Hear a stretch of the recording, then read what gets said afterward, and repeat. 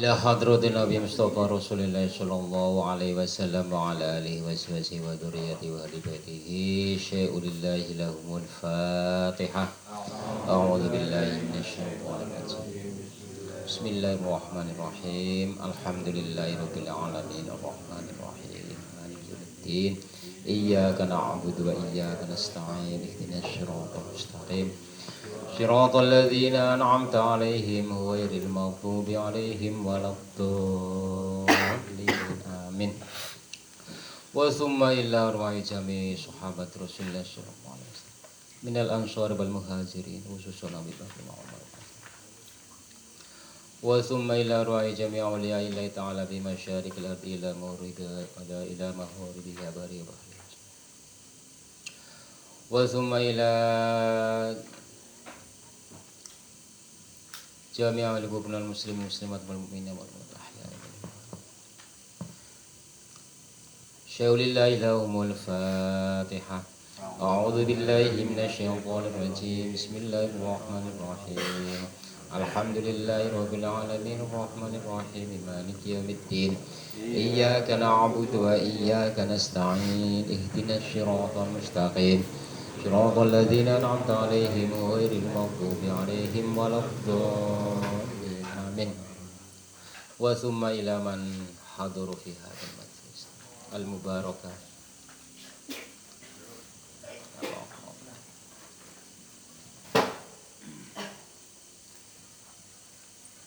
khususon pada kita semuanya yang hadir, mudah-mudahan kita selalu semua diberi keselamatan oleh Allah Subhanahu wa taala, diberi kesehatan, panjang umur, diberi keberkahan dalam hidup kita, keberkahan rezekinya untuk ibadah kepada Allah Subhanahu wa taala. Dan juga tak lupa kita berdoa kepada putra-putri kita, mudah-mudahan mereka semuanya menjadi orang yang soleh, solehah, selamat di dunia wal akhirah, amin. Al-Fatihah.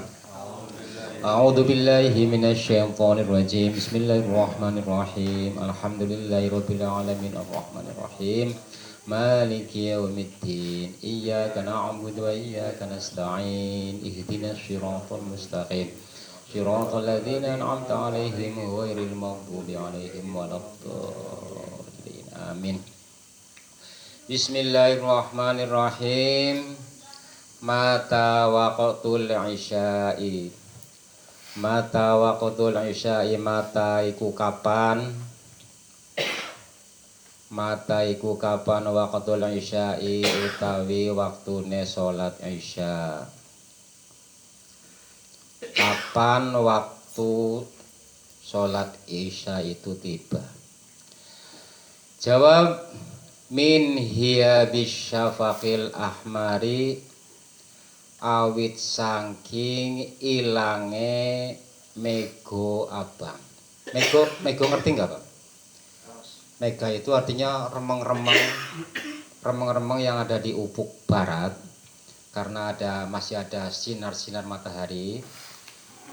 Kalau masih ada remang-remang di ufuk barat itu berarti tandanya masih waktu maghrib ada.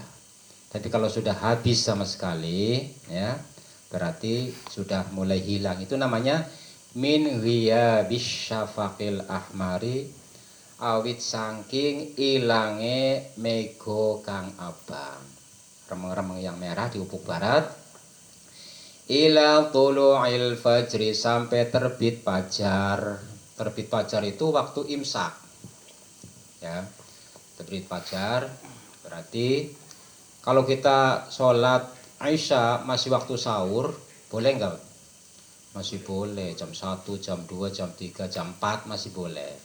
Tapi ya jangan terlalu mepet ke sekali, mau disambung sekali isane gandeng karo subuh, ya itu berarti tidur kita itu tidak membawa keberkahan.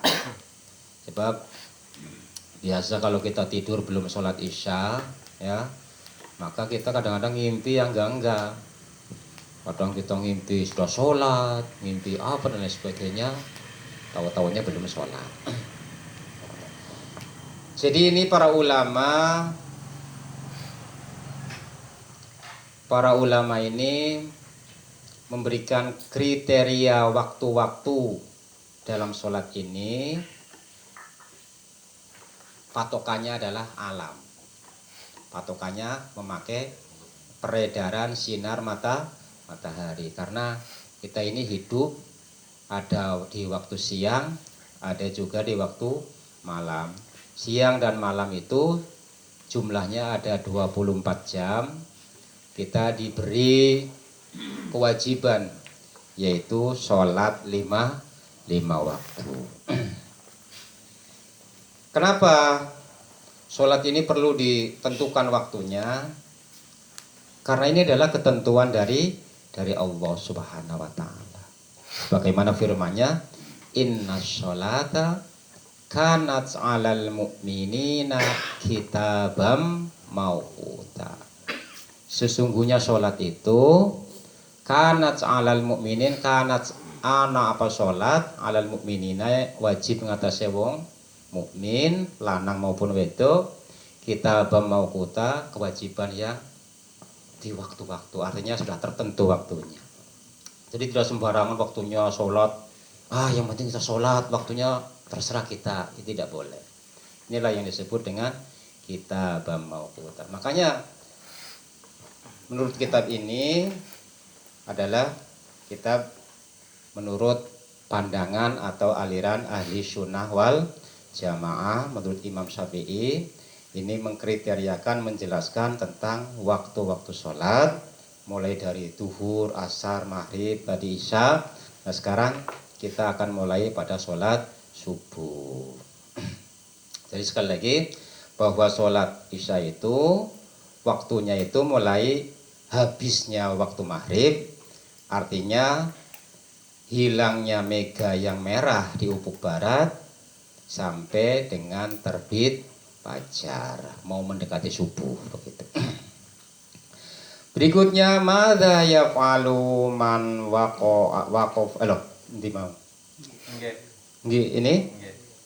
Madza yaf'alu man waqafa li yusolliya. Oh subuhnya belum ya? Pertama. Oh subuhnya pertama ya benar. Nah ini jadi terakhir waktu isya ya. Madza iku opo yaf'alu kang ngamalaken atau nglakoni sapa man wong waqafa kang jumeneng sapa wong, waqafa kang jumeneng sapa wong, kang ngadeg sapa wong liyusolliya karena arep salat. Apa yang dikerjakan oleh orang yang mau melaksanakan sholat, itu arti cara bahasa kita itu seperti itu. Jadi ini model pertanyaan yang jawabannya adalah satu, sebelum sholat jamaah didirikan kita harus disunahkan melalui apa? Satu, yu'adzinu summa yuqimu. Yu'adzinu jawabnya adalah adzan. Adzan dulu, kalau perlu adzan, habis selesai adzan boleh sholat sunnah qobliyah ya. Kalau subuh ya qobla subuh, kalau asar ya qobla asar. Tapi kalau ba'da asar itu enggak ada. Sholat habis asar tidak ada sholat sunnah. Mentang-mentang jadi santri selesai sholat asar, wah sholat 2 rakaat, tidak diperbolehkan. Termasuk juga sholat subuh. Subuh itu sehabis berjamaah, selesai sholat subuh, wirid-wirid udah pulang. Tidak ada yang namanya sholat sunnah lagi. Jadi sholat sunnah yang tidak diperbolehkan itu adalah sehabis subuh dan sehabis sholat asar. Itu tidak diperkenankan untuk sholat. Nah kalau sholat memaksa bagaimana tuh? Haram hukumnya. Kecuali ada sebab. Kalau sebab itu sudah, misalnya sebab pada sholat jenazah atau sebab pada gerhana bulan atau gerhana matahari, waktunya itu sehabis asar atau sehabis subuh, itu namanya sholat yang karena ada sebab. Tapi kalau sholat sunnah-sunnah yang seperti ba'diyah kayak tadi, itu namanya sholat rawatib, ya namanya sholat rawatib itu artinya sholat sunnah yang selalu mengiringi sholat wajib. Sholat wajib disebut juga sholat maktubah. Sholat apa namanya? Maktubah itu artinya sholat yang sudah diwajibkan, yaitu sholat lima waktu. Rokaat-rokaatnya sudah tertentu dari zuhur, asar, maghrib, isya, dan subuh. Dan juga nanti ada yang namanya sholat-sholatnya juga akan dibahas pada pembahasan yang akan datang. Jadi diharapkan sebelum melaksanakan sholat berjamaah itu yang pertama adalah azan, kemudian setelah azan boleh langsung qomat ya nggak apa-apa. Habis azan langsung qomat, tapi rugi. Kenapa rugi? Sebab doa yang mustajab di saat itu adalah antara azan dan iqomah. Kita dilupakan begitu saja, ya entah baca sholawat, entah puji-pujian, entah berdoa apa saja sebanyak-banyaknya, ya sambil nunggu jamaah para jamaah itu banyak yang hadir. Nah itu lebih baik lagi. Apalagi kita berdoa, apalagi kita berzikir, duduk saja di masjid menunggu teman-temannya datang itu sudah bernilai pahala. Tapi sekarang itu sudah jarang kalau orang duduk di masjid, paling cuman duduknya bisa utak-utik HP seperti itu toh bisanya. Atau kalau di dalam bulan Ramadan itu disunahkan untuk iktikaf. Iktikaf itu berdiam di masjid, duduk dong. Orang mau coba apa ya apa-apa. Ya, syukur ya baca Quran, baca sholawat, baca pikiran, dan baca apa saja yang diharapkan, disunahkan. Itu lebih bagus lagi. Yang kedua, mal adzan. Maiko po al adzan iku adzan utawi adzan. Adzan ku piye to? Nah, itu caranya begitu. Adzan itu bagaimana bunyinya? Jawabnya adalah huwa Allahu akbar, Allahu akbar. Allahu akbar. Allah maha besar. Allahu utawi Gusti Allah iku akbaru, zat kang maha agung maha besar. 2 kali. Allahu akbar, Allahu akbar. 2 kali, jadi 4 kali. Terus asyhadu an la ilaha illallah. Asyhadu an la ilaha illallah. Asyhadu nakseni sapa ingsun. Asyhadu nakseni sapa ingsun alla ilaha illallah, bahwa setuhune ora ana pangeran kang wajib disembah, ora ana pangeran kang berhak disembah illallahu angin Gusti Allah tok, ya. Kayak sekarang ini banyak orang yang tidak menyembah Allah. Iya, aku kelihatannya Islam, dia baru sholat. Tapi selagi Allah itu masih di nomor 2 kan, itu berarti mendahulukan yang lain daripada Allah. Makanya kalau sudah ada panggilan Allah itu harus cepat, gereja. Kan sering diingatkan dalam Al-Quran. Idza nudiya lis-sholati min yaumil jum'ah fas'au ila dzikrillah. Apabila didengungkan adzan, fas'au, bergegaslah, ya, geregahlah, cepat-cepatlah ila dzikrillah, untuk mengingat Allah itu. Jadi apa saja yang dikerjakan saat itu urusan dunia harus ditinggalkan. Itu lebih baik, ya, sekalipun 1 menitnya itu jutaan nilainya, hasilnya itu masih lebih baik sholat 2 rakaat dalam sholat Jumat, ya. Ya kayak kalau diperhatikan ini zaman dulu memang ya belum ada ekonomi yang per jamnya itu mencapai keuntungan sampai jutaan, ya, dulu. Kalau sekarang itu sudah banyak, ya. Ada yang 1 hari mencapai 17 miliar. 1 hari 17 miliar itu berapa berarti? 1 jamnya hampir 500 juta, kan begitu ya. 1 hari kan 24 jam toh. 24 jam 24 dibagi 17 piro, hitung dia baik. Itu jadi artinya hampir 700 juta. Hampir. Ya. Itu per jamnya. Jadi hal itu adalah kecil menurut Allah, itu kecil. Kamu memberatkan uang hanya segitu, apalagi hanya sekedar mancing, ngabotin ngarit, atau ngabotin pegawaian yang lain yang nilainya belum seberapa sampai meninggalkan sholat. Ini adalah sangat tidak sungguh sangat merugi. Alla ilaha illallah stune ora ana pangeran kang wajib disembah illallah sholif Gusti Allah. Asyhadu an la ilaha illallah 2 kali. Asyhadu anna Muhammadar Rasulullah. Asyhadu neksene sapa ingsun. Asyhadu neksene sapa ingsun anna Muhammadan setuhune Kanjeng Nabi Muhammad iku Rasulullah, dadi utusane Gusti Allah. Jadi kita paham ya, sebagai syarat daripada orang yang mau masuk Islam itu adalah baca 2 kalimat syahadat. Kenapa dikatakan 2 kalimat syahadat? Karena syahadat itu ada yang pertama disebut dengan syahadat tauhid. Namanya syahadat apa, Pak? Syahadat tauhid itu artinya syahadat yang mengimani, meyakini, menyaksikan bahwa tidak ada Tuhan yang patut disembah hanya Gusti Allah. Itu namanya syahadat tauhid ya. Yang kedua namanya syahadat Rasul yang bunyinya wa asyhadu anna Muhammadar Rasulullah. Itu yang disebut dengan syahadat Rasul.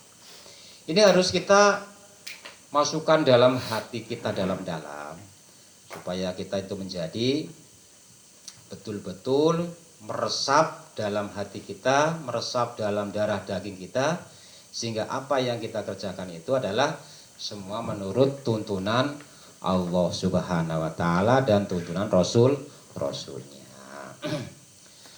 Itu 2 kali juga dibaca wa asyhadu anna Muhammadar Rasulullah. Hayya 'alas shalah. Hayya monggo. Hayya 'alas shalah, mari kita sholat. Hayya 'alas shalah, monggo kita sholat. Ini panggilannya di sini letaknya. Letak panggilannya untuk mengundang, letak panggilan untuk memanggil pada orang-orang yang jauh dari masjid itu adalah letaknya di sini. Hayya 'alas shalah, mari kita sholat. Hayya 'alal falah, mari kita menuju ke kemenangan. Hayya 'alal falah, mari kita menuju kemenangan, mari kita menuju keberuntungan. Yang tidak datang berarti tidak beruntung. Yang ngopeni hanya ngebotin mancing termasuk rugi. Itu seperti itu. Hayya 'alal falah juga 2 kali.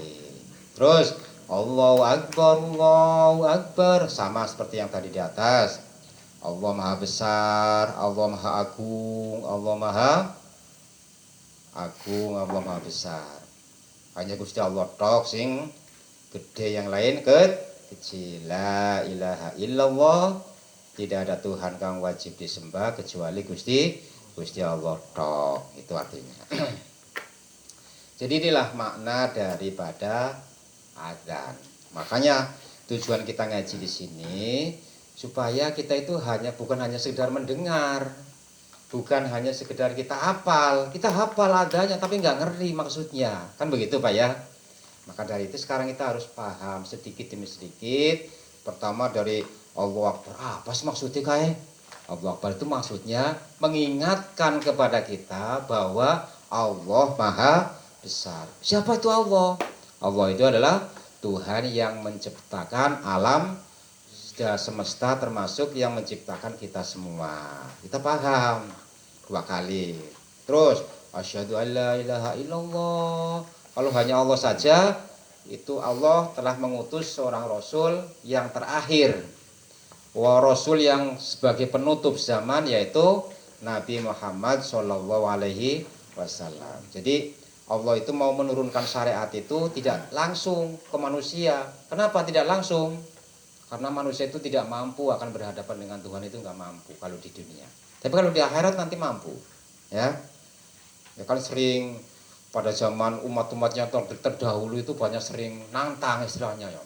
Aku tidak akan beriman kalau Tuhan tidak memperlihatkan di depan saya. Kan banyaknya seperti itu ya. Nah, baru dibilang begitu langsung halilintar menyambar. Wah, mati kabeh. Itu yang terjadi pada umatnya Nabi Musa alaihissalam. Jadi umatnya Nabi Musa itu umat Bani Israel yang sekarang itu adalah negara Israel. Itu orang yang ngengkel-ngengkel, padahal orang yang baik waktu itu, yang beriman kepada Nabi Musa, yang beriman kepada Allah, tapi masih dalam golongan orang-orang pengengkelan seperti itu, ya. Kadang-kadang lagi kesusahan sedikit, ya Nabi Musa jalukmu Gusti Allah lah. Aku ke haus. Kan begitu ya. Kehausan. Akhirnya apa? Nabi Musa minta kepada Allah petunjuk, ya Allah, berilah umatku ini minuman yang segar. Langsung tongkatnya dipukulkan ke batu, langsung memancar air. Segar apa enggak? Yang waktu itu dalam perjalanan sehingga bisa minum semuanya. Habis itu apa cukup? Masih belum cukup. Ya Musa, kok cuma minum cok ya luwe tetep. Coba lah turunan makanan ya lu Gusti Allah lah. Supaya Gusti Allah turunan makanan. Ya, Nabi Musa berdoa, ya Allah turunkanlah kami makanan. Ya. Akhirnya Allah menurunkan manna wassalwa. Kan ada tidak di dalam Al-Qur'an toh? Allah menurunkan manna wassalwa. Ada sejenis burung, ikan-ikan burung yang burung itu pada nyelamberi tapi nurut dicekel kayak gue. Ya sejenis burung puyuh lah kalau sekarang ini, entah gemuk atau mungkin truwo atau apa kayak kita itu seperti itu. Tapi dalam perjalanan itu pada puting sliber begitu ditangkapin mudah. Itu adalah suatu karunia dari Allah. Pada hakikatnya itu Allah menurunkan rezeki seperti itu. Dan juga ada salwa, ya. Salwa itu jenis manisan. Manisan itu ya kayak misalnya buah-buahan dikasih apalah begitu sehingga dimakan seger. Kan hari ini cuma makan kurma tok ya kan orang sedap ya. Itu sudah diturutin semuanya tapi tetap umatnya masih belum puas seperti itu. Sampai pada akhirnya itu menantang ingin melihat Tuhan. Kita menyuruh untuk beriman kepada Allah, kayak apa sih Allah? Kan seperti itu ya. Nah, itu artinya Allah itu mau memberikan aturan kepada manusia itu harus melalui harus melalui rasul. Itulah yang disebut dengan utusan Allah, ya. Utusan Allah itu sejak zaman Nabi Adam, Nabi Idris, Nabi Nuh sampai yang wajib kita imani cukup 25 ya rasul. Sebenarnya banyak. Rasul itu ada berapa sebenarnya? Sebenarnya rasul itu jumlahnya ada 313. Cuman ya rasul-rasul yang lain kita tidak tahu namanya. Paling ya ada Nabi Samuel. Percaya enggak? Ada Nabi Samuel, ada Nabi Samson, ada Nabi Khidir. Terkenal nggak Nabi Khidir? Oh, secara orang Jawa itu kalau ngujubkan itu untuk baginda kilir. Baginda kilir. Sebenarnya Nabi Khidir itu, ya. Terus Nabi Sis, ya, Nabi Sis. Ada juga Nabi Daniel. Itu rasul juga, tapi nggak disebutkan, ya. Jadi ada nabi-nabi yang lain yang tidak disebutkan dalam Al-Qur'an, tapi kita tidak wajib mengetahuinya. Cukup hanya 25, yaitu dari Nabi Adam alaihissalam sampai Nabi yang terakhir penutup zaman, yaitu Nabi Muhammad sallallahu alaihi wasallam. Jadi setelah Nabi Muhammad itu ada Nabi lagi enggak? Tidak ada. Kita wajib tidak percaya. Kan kita sering mendengarkan dalam TV-TV itu ya ada orang yang ngaku-ngaku jadi nabi, ya kan? Oh, herannya itu orang begitu masih banyak, umatnya banyak loh, ribuan. Bahkan umatnya itu ada yang para sarjana, para kalangan ilmuwan itu banyak yang ikut. Kayak itu kasusnya Ahmad Sadet. Pernah dengar Ahmad Zadek? Nah itu umatnya berapa? Sudah 80.000. Masya Allah. Emangnya cari uang 1.000 itu gampang apa ya? Itu 80.000. Itu wilayah Jawa sampai nyebrang ke Lombok, sampai ke NTT, NTB, sampai ke Sumatera. Tapi di sini belum ada yang nyebrang karena takut sama pesantren. Gitu. Itu umatnya sudah banyak. Ada juga Eli Edan. Itu juga membawa-bawa mengaku-ngaku dirinya adalah sebagai Rasul. Ya banyak. Kemarin-kemarin juga ada terjadi lagi. Siapa nggak tahu namanya itu yang nggak terkenal. Keburu langsung ditangkap termasuk dalam penistaan agama. Udah habis itu tobat. Ya ampun, saya nggak mau lagi. Aku ngaku nabi. Itu namanya anak buahnya Musailama al-Kadzdzab. Kita tidak boleh percaya sebab Nabi Muhammad itu adalah nabi yang terakhir, tidak ada lagi ya. Dalilnya jelas dalam Al-Qur'an ya. Dalilnya jelas tidak ada diragukan lagi. Karena sifatnya Al-Qur'an itu adalah dalamnya isinya itu tidak ada keraguan sama sekali. Terus hayal falah sudah ya.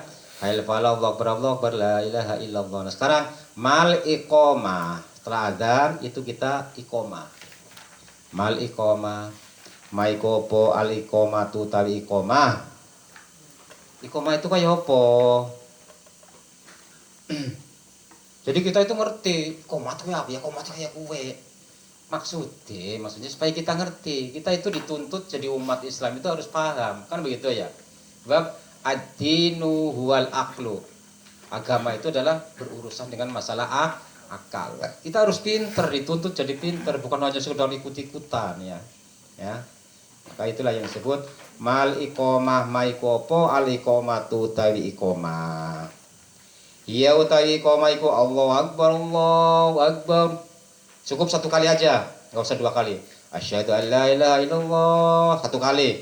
Asyhadu anna Muhammad Rasulullah. Hayya 'alas shalah satu kali. Hayya 'alal falah. Nah ditambah qad qamatis shalah, Allahu akbar la ilaha illallah. Ini imamnya harus baca doa habis itu juga ya. Doa sebelum sholat jamaah didirikan. Ya, ada doanya, tapi nanti aja, jangan sekarang.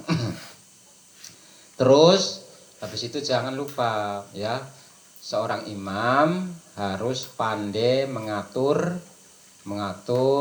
jamaahnya supaya menjadi sempurna, termasuk mengingatkan shop lurus rapet ya. Sekarang karena masjidnya jembar ya, masjidnya luas, corong-corong sholatnya, akhirnya apa? Digelepin sama setan di tengah-tengahnya. Kadang-kadang ada jarang tapi kakinya melangkah panjang-panjang seperti itu. Di sininya nggak bisa, tapi di dalamnya, di bawahnya terampang itu kok. Selangkangan itu di situ diselip-selipi ya, akhirnya bisa juga. Itu dalam rangka supaya karena sholat jamaah itu banyak yang dinilai, banyak kriteria yang dinilai ya. Terutama sekali adalah kualitas jamaahnya itu bagus ya. Kalau misalnya itu diantara makmum atau orang yang lebih hebat bacaannya, itulah yang berhak menjadi imam ya.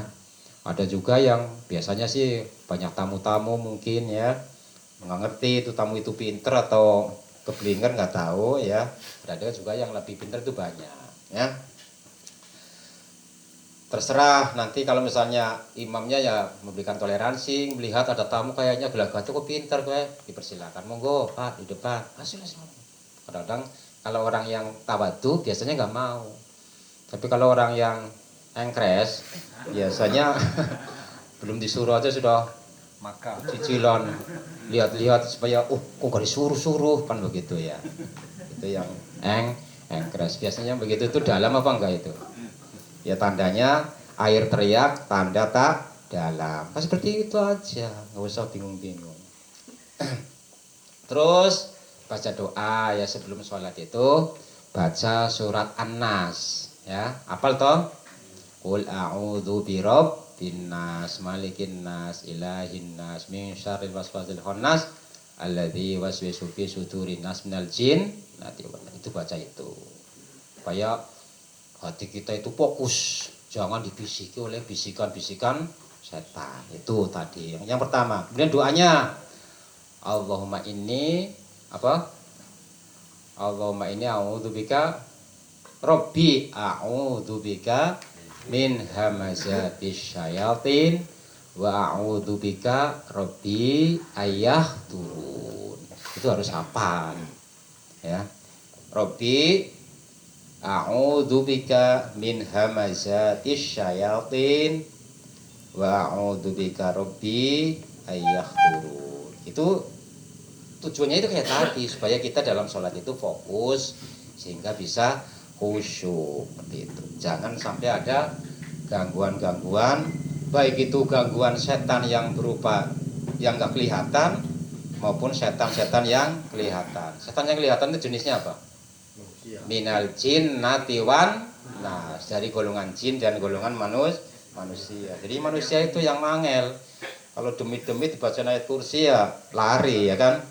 Tapi kalau golongan manusia teriakin sampai dilempar pakai kursi tetap ya meteger seperti itu. Jadi itu. Jadi baca doa sebelumnya supaya sholat kita itu bagus. Terus ini yang terutama yang penting. Imam itu harus memberi toleransi kepada makmumnya, terutama di rakaat ketiga dan keempat. Kalau misalnya sholatnya itu sholat isya atau sholat duhur atau asar, itu jangan sampai imam bacanya cepet-cepet, baca Fatihah. Rakaat yang ketiga, dolim, Allahu Akbar. Makmum baru Bismillahirrahmanirrahim, sudah dolim. Itu artinya rugi. Kenapa rugi? Coba buat jamaah yang begitu banyak, padahal dalam setiap ayat kan satu hurufnya kan dapat nilai 10 kebaikan. Berapa nilai yang terbuang-buang di situ karena egoisnya imam, sholatnya cepet-cepet, kan begitu. Ya, udah kalau imam itu dijamin itu sholatnya sudah bagus, bahasanya sudah bagus ya nggak apa-apa. Kalau imamnya juga begitu, bahasanya masih nggak genap begitu, makanya harus hati-hati. Maka sungguh sangat rugi ya kalau kita baca Fatihah itu bahasanya cepat-cepat, sungguh sangat rugi. Kalau kita paham tentang hakikat dari Fatihah itu ya, makanya surat yang sangat utama dan merupakan kumpulan dari Al-Quran yang jumlahnya 30 juz ini, maknanya itu terkandung dalam surat Al-Fatihah. Itu bisa merangkum keseluruhan daripada makna-makna dari surat-surat yang lain. Dan surat Al-Fatihah itu kalau dibaca itu langsung dapat respon dari Allah begitu. Langsung dapat respon. Artinya misalnya ihdinas syiratal mustaqim, tunjukilah kami ke jalan yang lurus. Itu ibaratnya kita jawabannya ya wis sampai tak tunjuki, tenang. Rasa bingung. Itu ibaratnya seperti itu. Kalau bahasa kita itu seperti itu. Memang ada jawabannya semuanya, tapi banyak bacaan-bacaan itu banyak. Makanya kita harus baca Fatihah secara tartil. Bismillahirrahmanirrahim, berhenti sedikit. Alhamdulillahirabbil alamin, berhenti. Ar-Rahmanirrahim. Tolin. Kayak sholatnya tarawih yang di sana itu yang 5 menit selesai. Baru Allah Akbar. Assalamualaikum warahmatullahi wabarakatuh. Ya Allah, baru duduk sebentar. Assalamualaikum. Baca tahiyatnya kapan? Baca selawat aja agak suwe ya. Allahumma sholli ala sayyidina. Kan segitu ya ukurannya ya, kadarnya kan. Lamanya segitu. Lalu itu baru Allahu Akbar. Assalamualaikum. Sampai 5 menit selesai dari sholat 23 rakaat. Ini sungguh sangat memprihatinkan yang begini ini. Ya boleh sih boleh, terserah itu urusan mereka itu, barangkali karena mereka itu biar cepet-cepet tapi khusyuk itu ya mungkin ya bagus. Nah, daripada kita lama-lama nggak khusyuk, nah kan pikirannya kan seperti itu. Ya syukur yang lama, yang tartil khusyuk itu akan lebih baik lagi karena kita berada di bulan Ramadan kan begitu. Malikoma itu sudah, oh ya Allah Akbar nih. Terus hayyal sholah hayyal falah, qad qamatis sholah, qad qamat, teman-teman dijenengaken, dilaksanakan. Apa sholatu sholat. Teman-teman dijenengaken apa sholat 2 kali. Itu bedanya cuma itu saja, tambahannya untuk qomat itu cuma itu. Qad qomatis sholat. Teman-teman, sungguh sholat ini akan dilaksanakan. Artinya seperti itu, mengingatkan kita. Jadi kalau sudah akan diangkat, cepat berdiri. Ya, disunahkan kita berdirinya itu waktu qad qomatis sholat. Gregah begitu lah. Karena oh iya, kita lagi mau melaksanakan sholat. Qad qomatis sholat. Allahu akbar, la ilaha illallah, sudah siap. Gitu. Jadi dalam kita dalam melaksanakan syariat, baik itu berupa sholat maupun yang lainnya, itu kita punya dasar, ya, kita punya dasar yang memang komplit, konkret, yang dasarnya itu adalah dari Al-Quranul Karim. Sehingga kita ini sholat bukan hanya kita rubu-rubu gedang, ngerti rubu-rubu gedang? Imamnya sujud ya ikut sujud, imamnya ruku ya melu ruku, itu rubu-rubu gedang yang begitu. Tapi nggak ngerti makna daripada itu semuanya. Kita jangan sampai seperti itu. Kita ini dalam beragama harus paham. Kenapa kita harus beragama? Kenapa kita harus sholat? Kenapa kita harus melaksanakan kebaikan? Kenapa kita harus meninggalkan kejelekan dan sebagainya? Itu semuanya itu ada alasan-alasan yang menurut akal bisa diterima seperti itu. Sedikit lagi. Kam arkanus sholat. Bisa berapa? Tengah songo. Oh, sedikit lagi. Kami ku piro, tapi panjang iki ya. Gak apa-apa deh sedikit. Kam arkanus sholat, kami ku piro arkanus sholat, utawi piro-piro rukun sholat. Ada berapakah rukun sholat? Rukun itu artinya hal-hal yang harus dikerjakan di saat melaksanakan sesuatu. Hampir sama dengan syarat rukun. Ada syarat, ada rukun kan? Kalau syarat itu sebelum, misalnya syarat sholat berarti sebelum sholat itu harus dipenuhi. Misalnya bersih, wudhu, pakaiannya harus bersih. Kemudian kita dalam keadaan suci, tidak dalam keadaan junub. Walaupun wudhu kalau junub hilang apa enggak? Enggak hilang kan begitu. Jadi itulah kemudian Islam itu adalah syarat sebelum melaksanakan sholat. Tapi kalau yang namanya rukun itu harus. Ibarat ini jari ini akan sempurna kalau jarinya ada 5. Ada jempol, ada penunjuk, ada penengah, ada jari manis, ada jari kelingking. Komplit, penuh. Orang dikatakan cacat kalau salah satunya itu hilang, kan begitu ya. Tangannya kok buntung weh. Ya kan? Itu namanya tidak sesuai rukun. Rukun itu jadi komponen-komponen, bagian-bagian tertentu untuk kesempurnaan dari sholat, untuk kesempurnaan daripada suatu perbuatan, itu namanya rukun. Ya, jadi sekali lagi, yang namanya rukun itu sesuatu yang harus dilaksanakan di saat melaksanakan sesuatu. Kalau syarat itu sebelum sesuatu itu dilaksanakan. Ini masalah sholat, berarti rukun-rukun sholat artinya hal-hal yang harus dipenuhi dalam mengerjakan sholat. Yaitu berapa?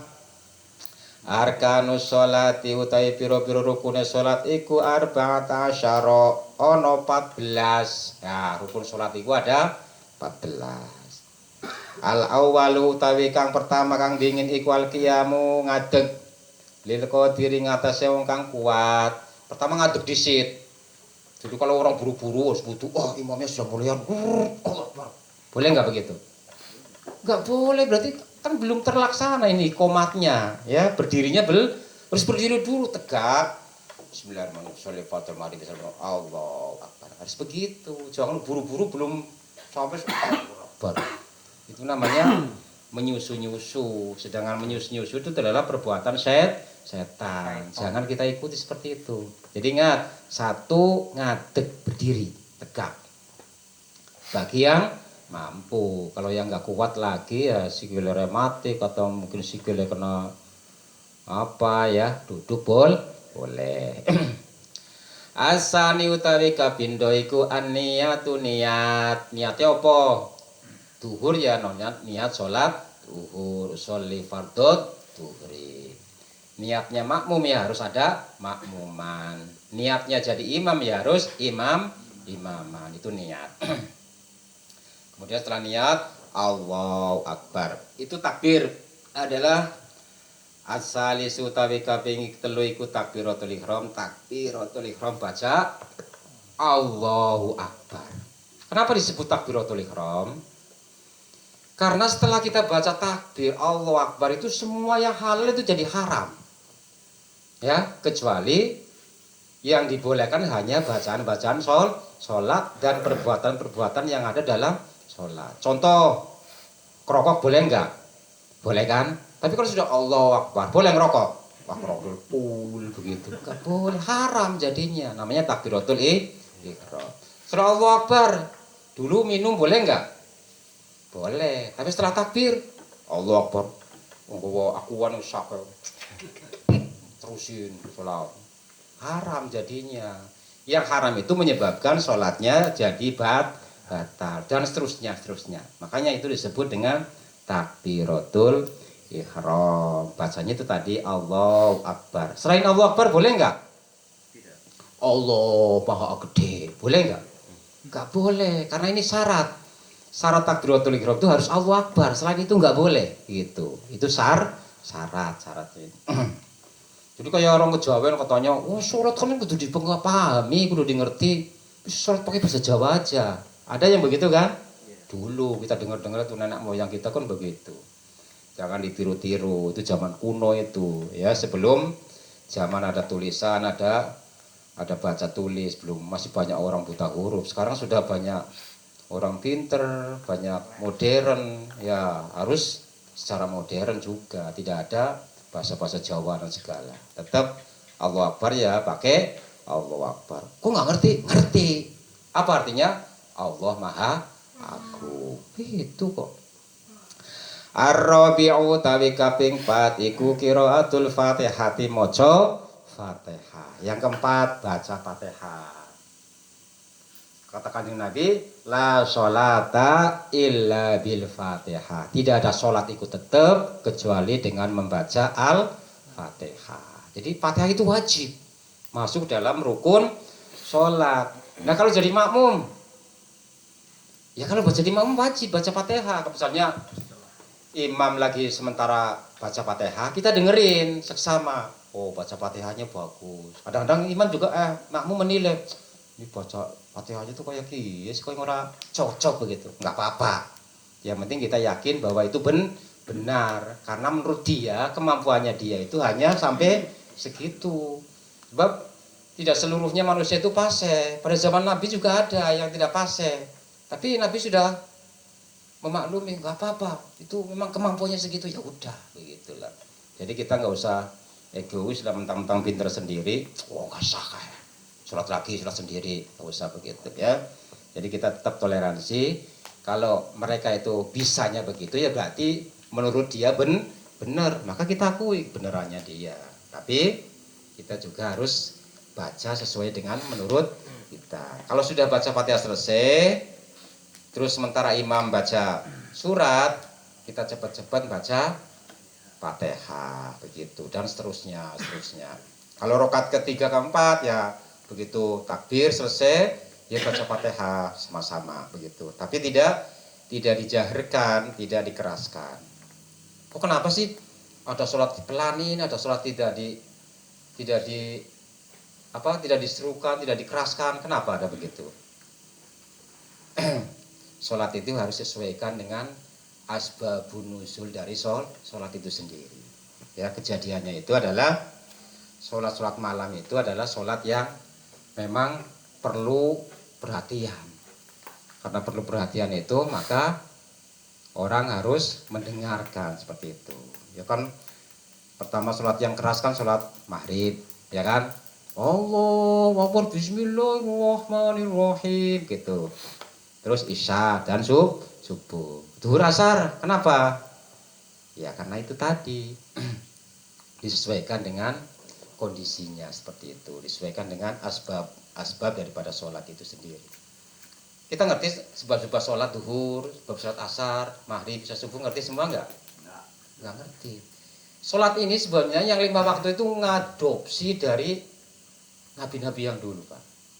Sholat 5 waktu itu adalah syariatnya nabi-nabi yang dahulu. Contohnya sholat duhur, sholatnya nabi siapa? Nabi Ibrahim kita pakai.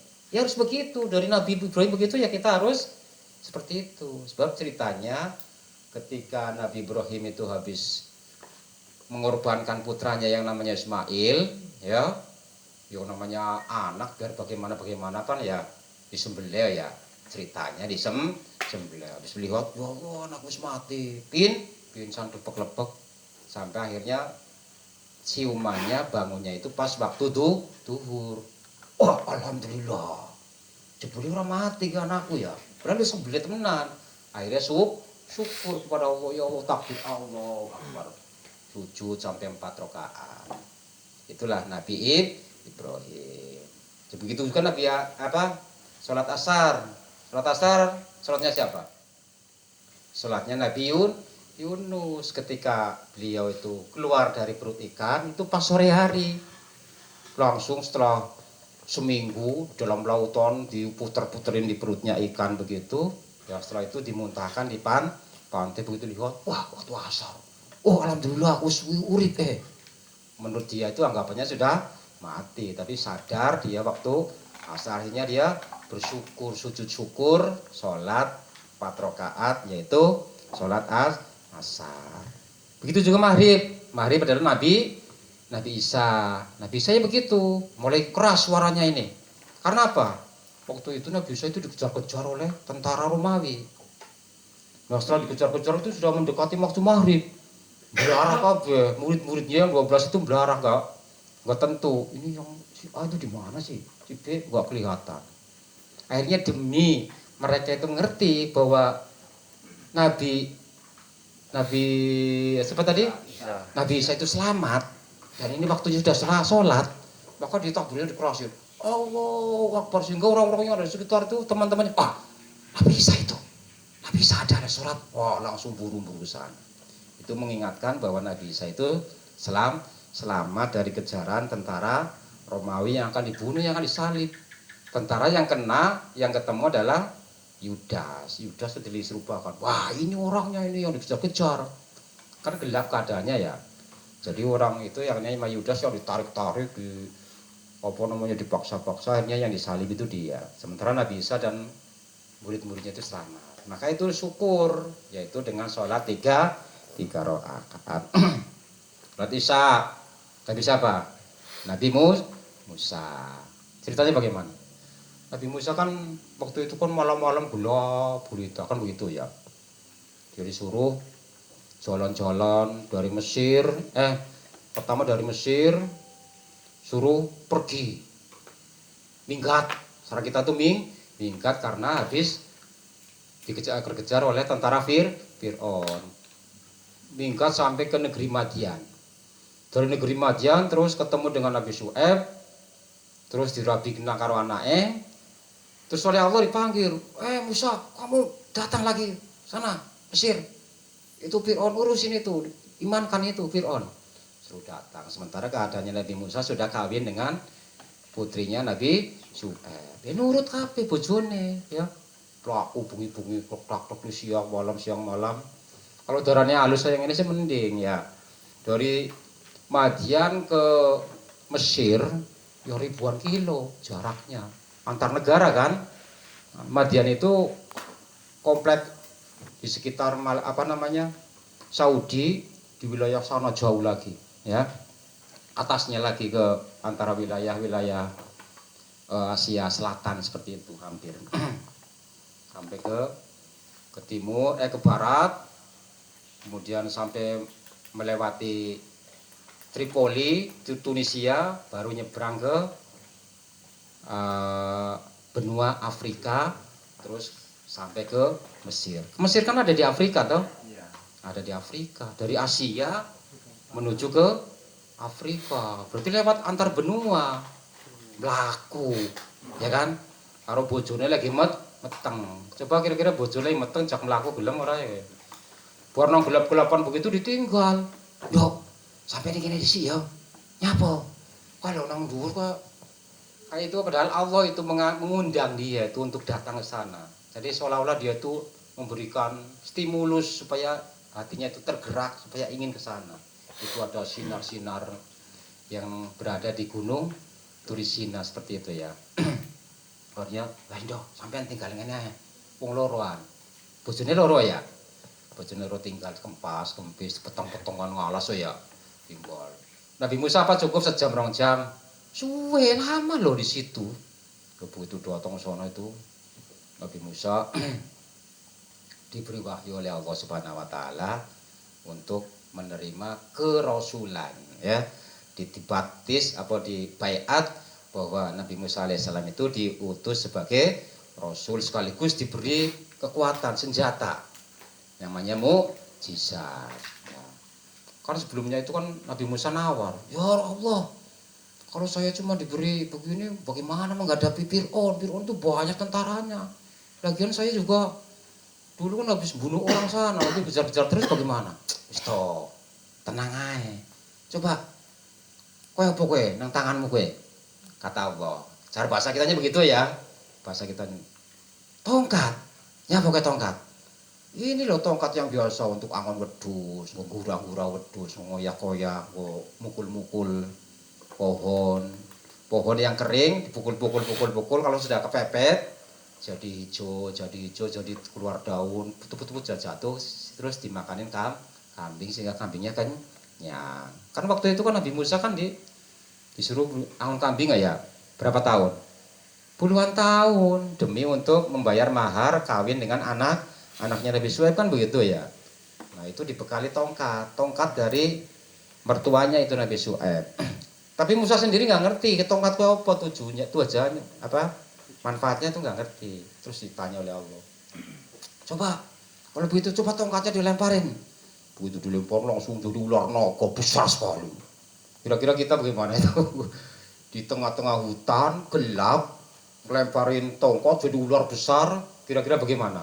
Jangan di gunung, di ladang aja sendirian kita itu. Melayu ke birit-birit paling kita begitu ya. Hanya Musa juga begitu, takut. Begitu, takut langsung diingatkan, Musa nggak boleh takut. Ambil saja itu, ularnya itu, nggak apa-apa itu. Yang benar bahaya Allah. Iya, cekel.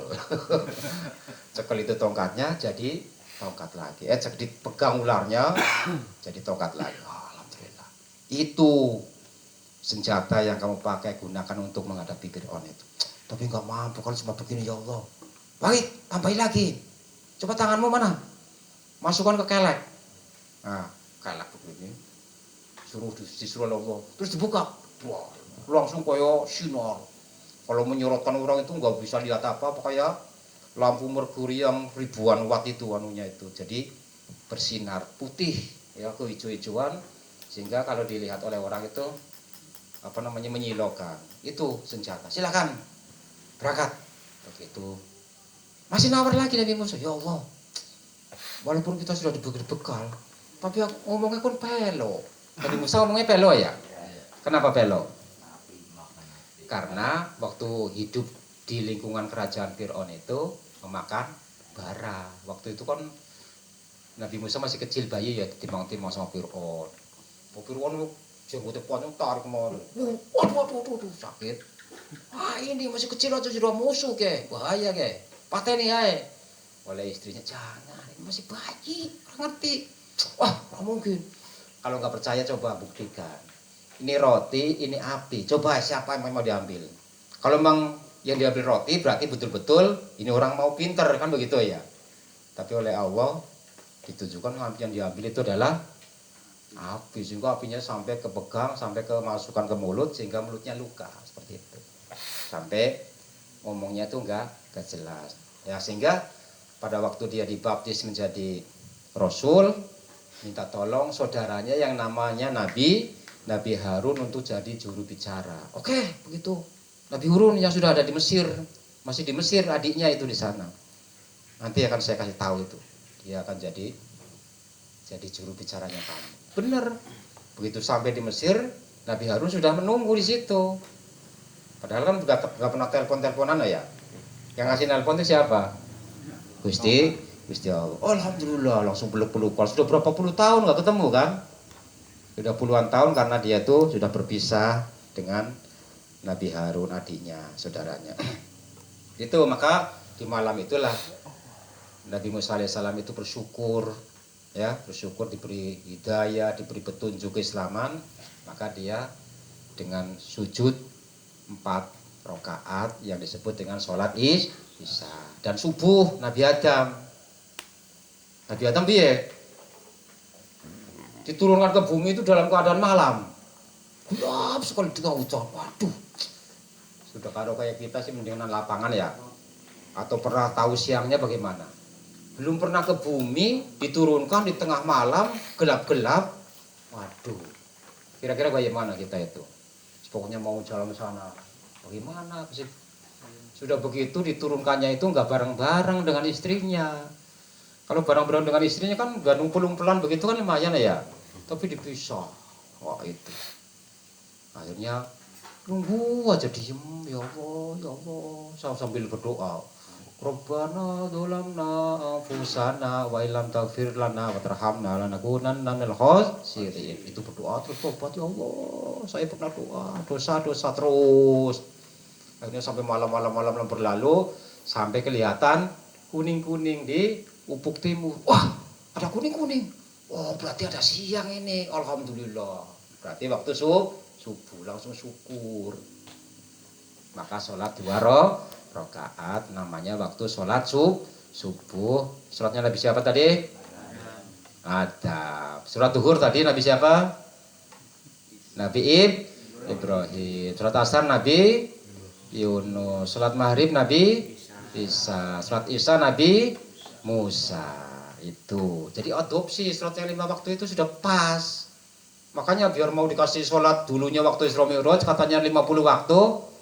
Ya berlebihan. Ya memang iya katanya bolak-balik begitu. Ya pada hakikatnya itu ya mau dikasih cuma 5 karena memang sholat itu di dunia ini dari sejak Nabi Adam cuman 5 waktu seperti itu. Ya itulah. Kok sampai ke situ ya? Tadi kenapa sampai apa sih tadi? Baca Fatihah. Takbiratul ihram. Iya ceritanya tadi ya. Bacaan Fatihah itu harus bener dan tartil gitu loh. Intinya tuh begitu, tapi kan merembet orang genah. Alhamdulillah tabika mengelimo iku ruku harus pas. Garis berarti sudut berapa derajat itu? 90 derajat. Pas. Tidak boleh doyong, pantatnya tok jentit atau cuman jegeng-jegeng tok begitu nggak tepat. Itu tidak bagus. Ibaratnya itu kalau orang ruku itu di atas punggungnya itu dikasih gelas, itu gelasnya itu enggak tumpah. Begitu loh Pak. Karena apa? Harus begitu. Karena dengan ruku seperti itu akan menyebabkan ada sifat refleks. Ada kesehatan yang tidak pernah ada pada saat kita itu dipijit atau di apa itu dalam ruku itu nanti akan ada. Ya, jadi nanti istilahnya itu ada pengobatan secara apa yang begitu namanya? Akupunktur tusuk ya. Ya refleks seperti itu, gerakan-gerakan begitu itu semuanya mengandung manfaat. Di antaranya kesehatan ruku itu adalah menguatkan punggung, menguatkan kaki, kemudian bagian perut juga akan merasa enjoy begitu, ya, merasa rileks itu kalau kita ruku. Kemudian saat ruku kita itu pasrah, kita itu membungkuk kepada siapa? Membungkuk kepada Allah. Orang Jepang saja kalau ketemu rajanya bungkuk gitu ya. Dengan raja kok membungkuk, kok dengan Allah kok enggak? Nah makanya kita itu membungkuk bukan hanya dengan manusia aja kan kalau lewat misi dungku begitu ya. Ya itu bukan berarti kita itu menyembah dia, tapi itu hanya menghormati. Tapi kalau kita ruku membungkuk di hadapan Allah berarti kita sedang menyembah ke Allah Subhanahu wa taala. Itu seperti itu manfaatnya. Kemudian tangannya berada di atas lutut. tepat begitu ya. Jangan becekeng-becekeng begitu, ya lurus begitu. Itu ruku. Kemudian setelah bangun dari ruku, i'tidal. I'tidal itu bangun, ngajek jejek. Ya, ngajek jejek itu harus ada apa namanya? Tumak nina. Ya, tidak boleh Allahu Akbar. Itu namanya nggak ada tumak nina seperti itu ya. Harus ada tumak nina. I'tidal.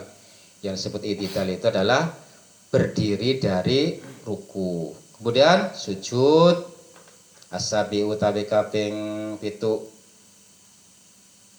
Iku sujud itu sujud 2 kali kan.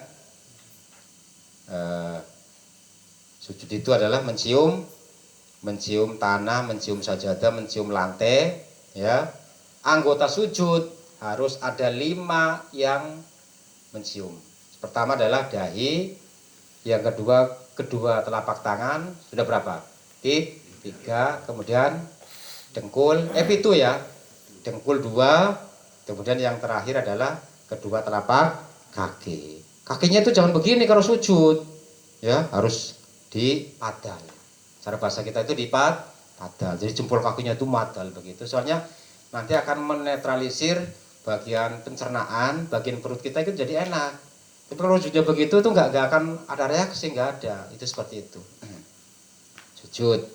Terus harus yang agak lama toh sujudnya, sebab dalam sujud itu tuh akan ada peredaran sirkulasi darah yang sampai ke otak. Otak itu tidak akan terjangkau oleh oksigen kecuali dengan sujud. Makanya orang yang nggak pernah sujud itu orang biasanya tumpul-tumpul otaknya. Artinya tumpul tidak mau memahami ayat-ayat Allah. Banyak orang cerdas, banyak. Kayak orang barat kan banyak orang pinter-pinter kan. Tapi untuk memahami ayat-ayat Allah itu nggak mampu kecuali dengan otaknya itu yang diberi oksigen di saat kita waktu sujud. Jadi semakin lama kita sujud, semakin banyak juga sirkulasi darah yang sampai kepada bagian otak kita yang terkena itu. Makanya kalau sujud itu khususnya terakhir ya, dipanjang-panjangin dan lebih bagus. Bukan berarti, wah ini dulu jamaah tabligh ya. Orang saya gue. Ini adalah aturan dari Allah Subhanahu wa taala. Sujud itu manfaatnya seperti itu. Sujud. Terus baina sajadani asaminu tawi kaping 8 iku julusu lungguh. Asaminu tawi kaping 8 yang ke-8 iku julusu duduk. Baina sajadataini antara 2 sujud. Jadi setelah sujud pertama duduk, baca apa? Rofi Firly masuk rukun apa enggak itu? Tidak. Enggak usah baca enggak apa-apa. Enggak usah baca enggak apa-apa. Yang penting duduknya. Itu yang masuk rukun itu adalah duduknya. Enggak baca apa-apa juga enggak apa-apa. Termasuk sujud. Sujud enggak usah baca Subhana rabbiyal a'la wa bihamdihi, enggak apa-apa. Itu hanya sunnah. Termasuk kayak tadi pertama setelah Allahu Akbar baca apa? Allahu Akbar kabiru kan begitu ya. Tapi di sini kan nggak ada. Nah itu namanya kita harus membedakan antara rukun dengan sunnah. Kalau yang kita baca itu, yang sudah kita kerjakan hari-hari ini itu sudah masuk rukunnya komplit, sunnahnya juga sudah terpenuhi. Kayak pertama sebelum niat ada doa-doa, kan begitu ya. Sebelum itu baca ta'awud, kemudian baca niat, kemudian baca setelah niat Allahu Akbar baca doa iftitah. Itu sunnah-sunnahnya ya. Siapa yang suka pada sunnah maka akan dicintai oleh kanjeng Nabi. Sedang siapa yang dicintai oleh kanjeng Nabi maka kita akan mendapat syafaatnya kanjeng Nabi, kan begitu ya. Nggak usah khawatir, kita itu sholat itu sudah mengikuti adatnya, ajarannya itu yang sudah komplit seperti itu. Cuman kayak tadi itu kalau ada orang nggak baca, ya nggak usah komplain. Ya apa-apa, ya memang apa-apa kayak misalnya nggak baca Subhan Rabbiyal Azim wa bihamdi, nggak pernah. Wah, ku kok nggak baca doa begitu. Kita kalau nggak ngerti kan komplain loh ya Pak. Tapi kalau ngerti ya nggak apa-apa. Ya memang benar karena ruku itu yang diwajibkan itu hanya kerjaannya, rukunya itu membungkuknya, tapi bacanya nggak usah dibaca juga nggak apa-apa. Tapi syukur ya dibaca. Coba ruku kan begitu, ta'zim, ya kan? Makanya bacanya subhana rabbiyal azimi wa bihamdi. Ya Allah, Tuhan yang maha suci, rabbiyal azimi yang maha agung, wa bihamdihi, dan dengan itulah kita memuji kepada Allah itu, ya. Azim, yang kalau yang orang yang dihormati, orang yang diagungkan kan dihormati kan seperti itu ya kalau di dunia. Nah, kemudian kalau sujud bacanya apa? Subhana rabbiyal a'la wa bihamdi. Kita dalam keadaan membungkuk sujud di bawah, tapi hanya mengagungkan Allah yang maha tinggi. Yang lebih tinggi itu hanya Allah. Kita itu hanya manusia makhluk yang hina. Dalam keadaan kondisi seperti itulah, ya. Biasanya itu orang yang paling dekat kepada Allah adalah orang yang sedang sujud. Itu katakan yang Nabi Muhammad SAW. Sedekat-dekatnya hambaku adalah pada saat hamba itu sedang sujud di hadapan Allah. Itu namanya duduk, gak apa-apa. Duduk di antara dua sujud. Kemudian atasi utawi kaping songo iku atumakninatu tumaknina fil kuli, dalam saben-saben setiap itu tadi loh, setiap bacaan-bacaan yang tadi, setiap gerakan-gerakan yang pertama dari takbir, kemudian Fatihah, kemudian ruku, kemudian sujud, itu harus ada tumakninanya seperti itu. Terus al-ashiru tawi kaping 10 ikwal julusu tahiyat, duduk. Julus itu artinya duduk, tahiyat lit tasyahudil akhir, karena tasyahud akhir. Tasyahud awal ya juga kayak tadi ada juga tasyahud akhir. Kalau tasyahud akhir itu biasanya tuh sholat yang lebih dari 2 rakaat. Kalau cuma 2 rakaat ya cuma tasyahud akhir toh kayak. Nggak ada tasyahud awalnya toh. Nah itu kayak sholat sunnah 2 rakaat ya cuma tasyahud akhir. Sholat subuh ya cuma tasyahud akhir. Tahiyat tasyahud akhir itu artinya tahiyat akhir seperti itu. Tapi kalau sholat maghrib ada tahiyat awal, ada tahiyat akhir. Sholat isya juga begitu. Kecuali sholat subuh tok. Al-hadi asyara utawi kaping 11 iku tasyahudil akhir, atasyahudul akhir, tasyahud akhir. Tasyahud akhir bacanya harus hafal ya. At-tahiyat. Monggo serang-serang bos supaya bacanya benar. At-tahiyatul mubarakatus sholawatut thayyibatu lillah. Assalamu alayka ayyuhan nabiyyu wa rahmatullahi wa barakatuh. Assalamu alayna wa ala ibadillahi sholihin. Asyhadu an la ilaha illallah. Illallah itu begini, langsung menunjuk satu itu artinya tandanya kita hatinya itu fokus. Oh, Gusti Allah siji ya gue ya. Illallah wa asyhadu anna Muhammadar Rasulullah. Allahumma sholli ala sayyidina Muhammad. Sampai situ dulu untuk tahiyat awal. Cukup baca sholawat sampai situ. Berdiri lagi, baca Fatihah, baca surat nggak usah, langsung ruku sujud, berdiri lagi, ruku sujud, terakhir yaitu tahiyat akhir. Nah, tahiyat akhir, assalamu alayka ayyuhan nabiyyu wa Allahumma sholli ala sayyidina Muhammad ya.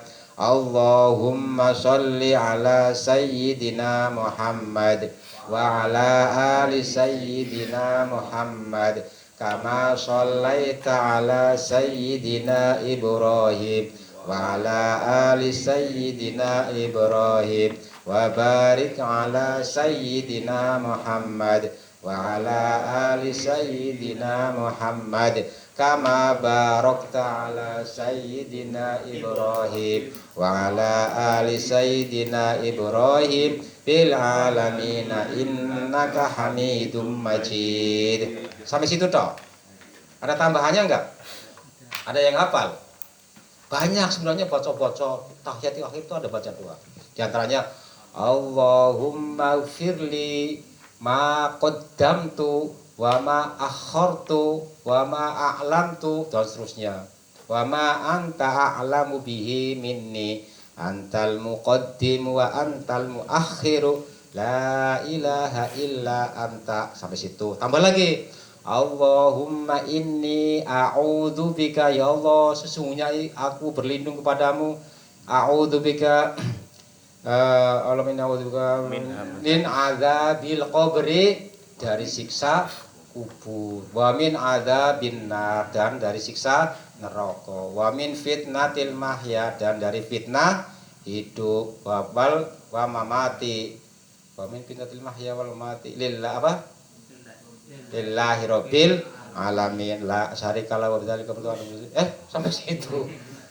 Alhamdulillah. Wa min fitnatil masihid dajjal, dan dari fitnah masih dajjal. Al-Masih ad-Dajjal itu piye? Katanya nanti, ya memang ada, cuma katanya di hadisnya itu jelas ya, di akhir zaman itu nanti akan ada Dajjal. Jadi orang yang hidupnya nanti sampai ke sana yang akan menjumpai begitu ya, itu akan terkena hasutan-hasutan dari Dajjal. Itu namanya fitnah Dajjal. Tapi biasanya kalau orang yang baik-baik beriman mati duluan, kan begitu ya, sehingga nggak sampai menangin Dajjal. Terus ada lagi. Allahumma inni dzalamtu nafsi dzulman kabira wa la yaghfiru dzunuba illa anta faghfirli maghfiratan min 'indik warhamni innaka antal ghafurur rahim ya muqallibal qulub tsabbit qalbi ala dinik. Itu ada lagi, makanya harus dihafalin supaya doanya itu diperbanyak. Jangan lihat, wah ini kok imamnya sulit banget tahir sih. Ya bacanya semuanya dilengkapi, kita harus tahu. Kok cuma sampai Allahumma sholli ala Muhammad tok ya? Ini sulit banget. Nah biasanya kalau orang nggak ngerti kan begitu ya. Tapi kalau sudah ngerti, biar suwe juga nggak apa-apa. Kan lebih afdol begitu. Kita doanya itu lebih banyak, lebih bagus. Karena dalam sholat itu doanya akan didengar langsung. Gitu ya. Asalisa asyara utawi kaping 13 iku assalamu salam. Assalamualaikum, tengok kanan dulu. Assalamualaikum 12 belum? Oh iya bener. Asani asyara utawi kaping 12 iku sholatu maca sholawat ala nabi ngatasi Kanjeng Nabi sallallahu alaihi wasallam. Tasyahudil akhir, ing dalam tasyahud akhir, ing dalam tasyahud akhir. Nomor 12.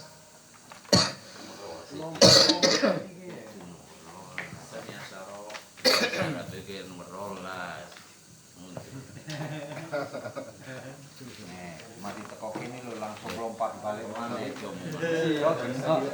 Orang nganune kan ora. Kenapa error? Enggak berurutan. Oh, bukunya memang fotokopian ya. Nggak apa-apa ya itu.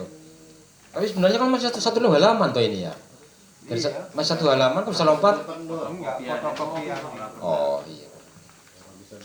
Jadi as-saniyah asyara utawi kaping 12 iku